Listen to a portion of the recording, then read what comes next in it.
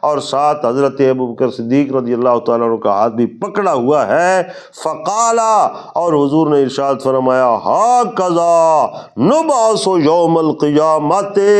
کہ قیامت کے دن جب لوگ قبر سے اٹھیں گے اور اللہ کی بارگاہ کی طرف چلیں گے تو ہم تینوں دوست اسی کیفیت میں ہاتھوں میں ہاتھ دیے اور محبت کی صورت میں اللہ کی بارگاہ میں پیش ہوں گے۔ تو یہ شان ہے حضرت فاروق اعظم رضی اللہ تعالیٰ عنہ کی اور سیدنا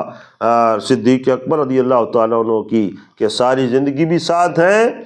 اور غار میں بھی ساتھ ہیں، مزار میں بھی ساتھ ہیں، جہاد میں بھی ساتھ ہیں، ہجرت میں بھی ساتھ ہیں، اور قیامت کے دن پھر اللہ تبارک و تعالیٰ کی یہ مشیت دیکھو کہ جب اللہ کی بارگاہ میں حاضری کا وقت آیا قیامت کے روز، تو تب بھی اللہ تعالیٰ نے ان کی سنگت کو علیحدہ نہیں کیا،